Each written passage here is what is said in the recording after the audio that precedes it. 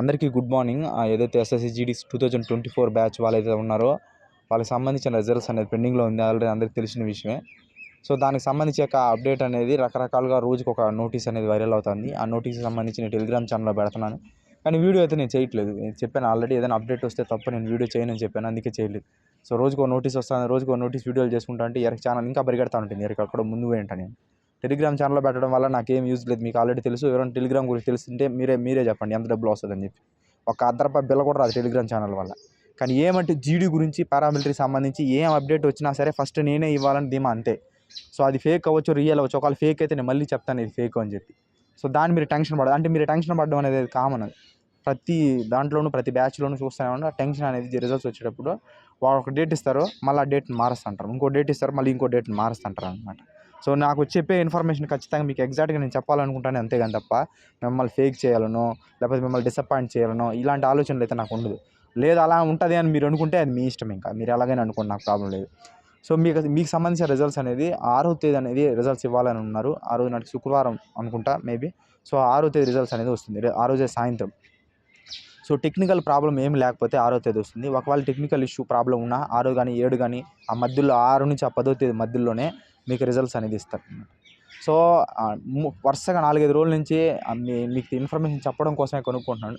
So అడిగిన ప్రతిసారి అప్పుడు చేస్తామంటారు, రిజల్ట్స్ అంటారా, వస్తుంది అంటారు, కానీ రావట్లేదండి. సో ఈరోజు మళ్ళీ కనుక్కుంటే 6వ తేదీ నాటికి వదులుతాము అని అంటున్నారు. సో అది మరి 6వ తేదీ నాటికి అనేది చూడాలి. ఖచ్చితంగా మీకు 6వ తేదీ సాయంత్రం రిజల్ట్స్ వచ్చే ఛాన్స్ 100% ఉంది. ఒకసారి చెక్ చేసుకోండి. ఆ రోజు మిస్ అయినా మీకు టెక్నికల్ ప్రాబ్లం ఏదైనా ఉంటే తప్ప మిస్ అవుతుంది. లేదంటే మాత్రం ఖచ్చితంగా మీకు 6వ తేదీ మీ రిజల్ట్స్ అనేది చూసుకుంటారు అన్నమాట. సో ఇంకోటి ఏమంటే ఏదైతే సర్టిఫికేట్లకు సంబంధించి వీడియో చేయమని అడుగుతున్నారు, ఆ సర్టిఫికేట్లకు సంబంధించి టైం ఉంది. ఇంకా మీరు పోయేటప్పుడు సర్టిఫికేట్లకు సంబంధించి చేస్తాను. సర్టిఫికేట్లు కొత్తగా కావాల్సిన అవసరం లేదు. Character certificate, police verification certificate ఈ 2 ఎక్స్ట్రా కావాలంతే. మిగతా సర్టిఫికేట్లన్నీ మీ దగ్గర ఆల్రెడీ ఉన్నాయి. మెడికల్కి సంబంధించి డొమిసైల్ అన్నా రెసిడెన్సీ అన్నా 2 ఒకటే. తెలంగాణలో రెసిడెన్సీ అంటాడు, ఇంకో చోట పోతే డొమిసైల్ అంటాడు, ఇలా రకరకాలుగా అంటారు. మన సౌత్ వాళ్ళు ఎక్కువ రెసిడెన్సీ అంటారు, డొమిసైల్ అంటే ఎవరికి తెలియదు అనమాట. సో జీడీకి వస్తేనే డొమిసైల్ వాల్యూ తెలుస్తుంది, మిగతా దాంట్లో పోతే రెసిడెన్సీ అంటారండి. సో డొమిసైల్ అన్నా రెసిడెన్సీ అన్నా అల్టిమేట్ రెండింటి ఏదైనా మీరు తీసుకోవచ్చు. ఆల్రెడీ మీ దగ్గర సర్టిఫికేట్లు ఉన్నాయి, ఆ పాత సర్టిఫికేట్లే సరిపోతాయి, కొత్తగా ఏం తీసుకోవాల్సిన అవసరం లేదు. ఈ police verification certificate, character certificate నేను ఆల్రెడీ ప్రింట్ మీకు టెలిగ్రామ్ ఛానల్లో పెట్టినాను. ఆ ప్రింట్ అయినా తీసుకోండి. అదే ఒరిజినల్, ఇది పోయినసారిది లాస్ట్ నోటిఫికేషన్ సంబంధించి నాకు అక్కడ ఉన్నాయి అన్నీ. ఎందుకంటే పెట్టి దాని అదే కదా పని, మనకు వేరే పని లేదు నాకు. నేను దాని గురించి చెప్తాను కాబట్టి నా దగ్గర అన్నీ ఉంటాయి, పెట్టుకొని ఉంటాను నేను. మళ్ళీ ఏ టైంలో ఏదో అవసరం పడుతుందా అని చెప్పి నేను పెట్టింది అది ఒరిజినల్. దానైనా ప్రింట్ తీసుకోండి. లేదు నాకు వద్దు అని ఇంకా ఒరిజినల్ కావాలి, మళ్ళీ నాకు లేటెస్ట్ వర్షన్ కావాలంటే ఎవరో కాల్ లెటర్లు దిగుతుంది. విత్ హెల్డ్ వాళ్ళది వస్తున్నాయి కాల్ లెటర్లు, ఆడ వస్తున్నాయి, మళ్ళీ ఆగిపోతున్నాయి, మళ్ళీ ఆపేస్తున్నారు. ఆల్రెడీ విత్ హెల్డ్ వాళ్ళది వచ్చేస్తుంది నాకు తెలిసి. ఆ విత్ హెల్డ్ ఇష్యూ వచ్చినా వాళ్ళకని మన వాళ్ళు ఉన్నారు వాట్సాప్ గ్రూప్లో, ఎవరినో పెట్టండి క్యారెక్టర్ సర్టిఫికేట్ అంటే పెడతారు. దాన్ని ఫిల్ చేసి పెట్టమని మీకు నేను చూపిస్తాను, పేర్లతో సహా రాసి ఎక్కడెక్కడ సైన్లు పెట్టాలి, ఏం పెట్టాలని చెప్పి మీకు చెప్తాను. దాన్ని చూసి మీరు గుడ్డిగా ఫాలో అయిపోతే దాన్ని తీసుకెళ్తే సరిపోతుంది సర్టిఫికేట్ల గురించి అనమాట. మీరు ఏదైతే మెడికల్కి సర్టిఫికేట్లు ఇచ్చారో ఆ సర్టిఫికేట్లు అన్నీ ఒరిజినల్ అనేది కావాలా. 10th, ఇంటర్, డిగ్రీ అనేది మీ డిగ్రీతో అవసరం లేదు ఎవరికి, మీ ఇంటర్ కూడా అవసరం లేదు ఎవరికి.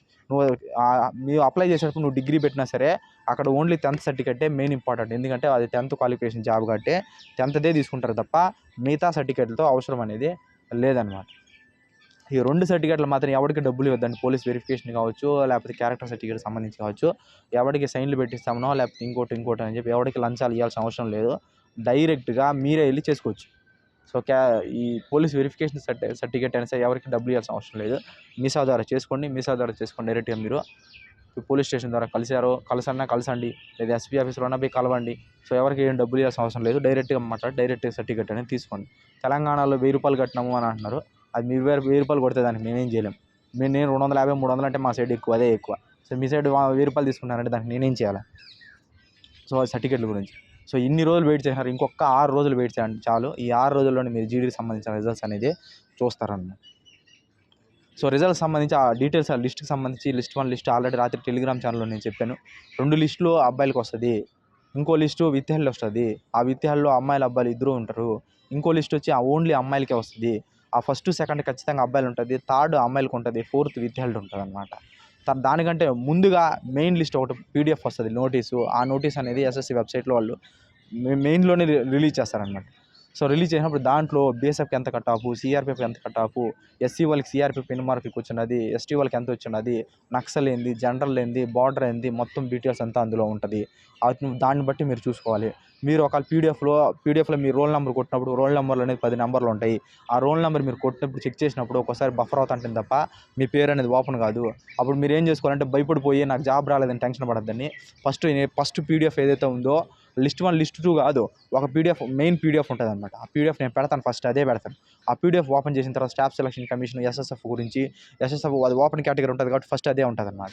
ఓపెన్ కేటగిరీ ఉంటుంది, దాంట్లో ఉంటుంది అనమాట. ఏ కేటగిరీకి ఎంత కట్ ఆఫ్ పోయింది, ఎస్సీ చెప్పాను కదా ఆల్రెడీ, మీ కేటగిరీకి ఏది ఎంత పోయింది, బీఎస్ఎఫ్ ఎన్ని మార్కులు వచ్చింది, సిఆర్పిఎఫ్, సిఎస్ఎఫ్, ఐటీబీపీ, ఏఆర్ ఇలా ఎన్ని మార్కులకు వచ్చినది చూసుకోండి. నీ మార్కులు ఎన్ని వచ్చిందో చెక్ చేసుకోండి. నీ మార్కులకు తగ్గట్టు అక్కడ ఏ కట్ ఆఫ్ పోయిందో దాన్ని చూసుకుంటే మీరు ఆ లిస్ట్ 1 లిస్ట్ 2 లిస్ట్ 3 మీ పేరు రాకపోయినా సరే పేరు ఉంటుంది, కానీ ఏమంటే ఆ బఫర్ నెట్వర్క్ ప్రాబ్లం వల్ల బఫర్ అవుతూ ఉంటుంది, అది కనపడదు అనమాట. సో ఈ బఫర్ అవడం వల్ల కనపడదు. కానీ ఏం చేసుకుంటామంటే మనం మర్చిపోయాం, మన దగ్గర టెన్షన్ పడిపోయి మనకు జాబ్ లేదేమో అనుకుంటాం. కానీ ఆ మెయిన్ పీడిఎఫ్లో మనం కట్ ఆఫ్ చూసుకుంటే మన మార్కులు కట్ ఆఫ్ మనకు అక్కడ రేంజ్ ఉందనుకుంటే ఖచ్చితంగా మీ పీడిఎఫ్లో ఎక్కడో చోట మీ పేరు అనేది 1, 2 నెంబర్లోనో 4 నెంబర్ విద్యార్థుల్లోనో ఎక్కడో చోట మీరు తగులుకుంటారు, ఖచ్చితంగా ఉంటుంది మీ పేరు. సో ఎవరైతే విద్యార్థి లిస్ట్లో ఉన్నారో ఆ విద్యార్థి లిస్ట్ ఖచ్చితంగా విద్యార్థి లిస్ట్ పడుతుంది, నో డౌట్ అందులో. సో ఎవరైతే థంబ్ ప్రాబ్లం కావచ్చు, ఫోటో బ్లర్ కావచ్చు, లేకపోతే సిగ్నేచర్ ప్రాబ్లం కావచ్చు, లేకపోతే మీ యొక్క అడ్రస్ సంబంధించిన డీటెయిల్స్ ప్రాబ్లం కావచ్చు, లేకపోతే డొమిసైల్ సర్టిఫికేట్ ప్రాబ్లమ్స్ కావచ్చు, క్యాస్ట్ సర్టిఫికేట్ ప్రాబ్లం కావచ్చు, లేకపోతే 10th class marks card problem కావచ్చు, రకరకాల ప్రాబ్లమ్స్ ఉంటాయి. చిన్న ప్రాబ్లం మీరు ఏ మిస్టేక్ చేసినా ఆ మిస్టేక్ సంబంధించిన సో దానికి సంబంధించిన డీటెయిల్స్ ఉంటాయి. అవి ప్రాబ్లం చెక్ చేస్తే మాత్రం మీరు దొరికితే మాత్రం ఖచ్చితంగా విద్యార్థుల్లో కానీ పడతారు. ఆ విద్యార్థుల్లో పడితే ప్రాసెస్ అనేది అంత త్వరగా అవ్వదు, చాలా లేట్ ప్రాసెస్ అవుతుంది అనమాట. సో ఎందుకు అని అంటే మీరు ఏ ప్రాబ్లం ఉందో ఆ ప్రాబ్లం తగ్గట్టు అక్కడికి వెళ్తుంది. మీరు కేసు ప్రాబ్లం ఉన్నారనుకో, కేసుకి సంబంధించిన పోలీస్ స్టేషన్కి సంబంధించి నియరెస్ట్ పోలీస్ స్టేషన్, మళ్ళీ ఎస్పీ ఆఫీసు, మళ్ళీ హెడ్ క్వార్టర్కి సంబంధించి అవన్నీ ప్రాసెస్ అనేది వెరిఫికేషన్ జరుగుతుంది. ఫర్ ఎగ్జాంపుల్ నీ సర్టిఫికేట్ల ప్రాబ్లం ఉందనుకోండి, సర్టిఫికేట్లకు సంబంధించి మొత్తం మీకు స్టార్టింగ్ స్కూల్ కాడ నుంచి ఐబీ ఇంటెలిజెన్స్ బ్యూరో వరకు మొత్తం మీ సర్టిఫికేట్లు వెరిఫికేషన్ అనేది జరుగుతుంది అనమాట. అలా కాకుండా ఇంకేదైనా వేలుముద్ర ప్రాబ్లం ఉందనుకోండి, మీ వేలుముద్రకు సంబంధించి వేలుముద్ర మొత్తం చెక్ చేస్తారనమాట. పూర్తిగా చెక్ చేసి దాన్ని ఫోరెన్సిక్ ల్యాబ్ పంపిస్తారు. ల్యాబ్కి పంపించి నీదేనా కాదా, ఎవరిది, వేరే వాళ్ళు ఎవరైనా వచ్చారా, ఫిజికల్కి ఎవడు వచ్చాడు, ఎగ్జామ్కి ఎవడు రాశాడు, ఇలా మొత్తం చెక్ చేస్తారు. ఇవన్నీ ప్రాసెస్ కంప్లీట్ అవ్వాలంటే మినిమం 1 year పడుతుంది. సో ఎందుకంటే లేటెస్ట్ వర్షన్ కాబట్టి, కొత్తగా జరుగుతుంది కాబట్టి, ఫిజికల్ మెడికల్ ఒకేసారి జరుగుతుంది కాబట్టి కొంచెం 1 year కాకుండా 6 నెలలు, 7 నెలలు, లేకపోతే 8 నెలలు జరుగుతుంది తప్ప అప్పటికప్పుడే మిమ్మల్ని రిజల్ట్స్తో పోయే వాళ్ళు, ఇప్పుడు ట్రైనింగ్ ఏదైతే పోతారో ఏ ప్రాబ్లం లేని వాళ్ళు పోతారో చూడండి, వాళ్ళతో పాటు మిమ్మల్ని పంపిరు. మీరు అనేది కొంచెం లేట్గా పోతారు. కానీ ఎవరైతే విద్యార్థుల్లో పడతారో వాళ్ళు మీరు నాకు తెలిసి అయితే మీరు అదృష్టవంతులు అనుకోవాలి. ఎందుకంటే టైం దొరుకుతుంది చదువుకోవడానికి. ఆ చదువుకున్నప్పుడు వేరే జాబ్ కొట్టచ్చు. చాలామంది లాస్ట్ బ్యాచ్ కాదు, అంతకుముందు బ్యాచ్ వాళ్ళు, లాస్ట్ బ్యాచ్లో కూడా 2 ఉన్నారు. సో వాళ్ళు ఏం చేసినట్టు విద్యార్థి లిస్టులో పడిన వాళ్ళు ఏం చేసే అట్టా చదివి అట్లా చదువుకుంటున్నారు. జీడీ కోసం వెయిట్ చేయకుండా చదువుతానే ఉన్నారు. తెలంగాణ టీచర్ జాబ్ కొట్టేశారు. ముందు నోటిఫికేషన్ అనుకుంటా టీచర్లో ఒకటి జాబ్ కొట్టేశాడు. మొన్న ఈ మధ్య నోటిఫికేషన్ ఒకటి జరిగింది, దాంట్లో కూడా ఒకటి కొట్టారు మన సబ్స్క్రైబరే కొట్టేశాడు. ఇంకా వెయిట్ చేయడం ఎందుకులే అని చెప్పి.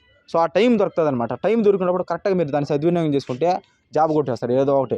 చాలామంది అట్లా రకరకాల చాలా జాబులు కొట్టినారు. పోయినసారి అంతకుముందుసారి కానిస్టేబుల్ జాబులు కూడా కొట్టినారు తెలంగాణలో.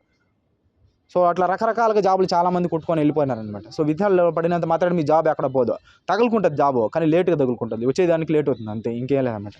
విద్యార్థుల ప్రాబ్లం అనేది అదే. సో లాస్ట్ ఇయర్ అంతకుముందు ఇయర్లో కూడా కొంతమంది పెండింగ్లో ఉన్నారు. సో వాళ్ళు కూడా ప్రాసెస్ అనేది ఇంకా ఫైనలైజ్ అయింది, కానీ ఇంకా కాల్ లెటర్ లేదు. కొంతమందికి వచ్చింది, కొంతమందికి అలా అయిపోయింది అనమాట.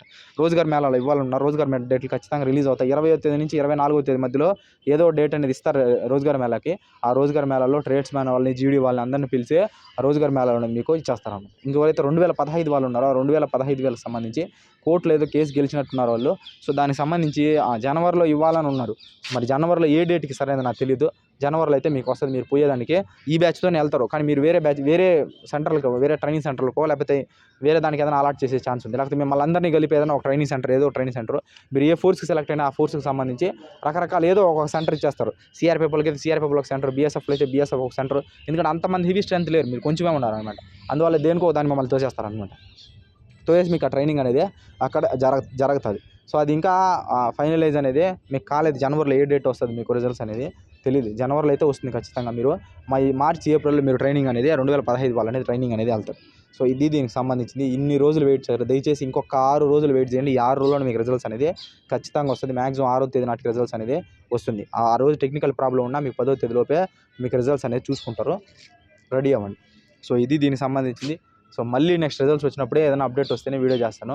అప్డేట్ లేకుండా నేను వీడియో అయితే చేయను. కానీ ప్రతి అప్డేటు అది రియల్ అయినా ఫేక్ అయినా ఖచ్చితంగా టెలిగ్రామ్ ఛానల్లో నేను పెడతాను.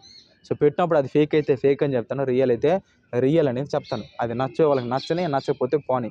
సో నచ్చే వాళ్ళు ఉండండి, నచ్చకపోతే టెలిగ్రామ్ ఛానల్ నుంచి వెళ్ళండి. సో ఇది దీనికి సంబంధించిన వీడియో. నచ్చితేనే మన ఛానల్ సబ్స్క్రైబ్ చేయండి. కొత్త వాళ్ళకైనా నేను అదే చెప్తున్నాను, నచ్చకపోతే రావద్దండి, సబ్స్క్రైబ్ అనేది చేయొద్దండి. Thank you so much. జై హింద్.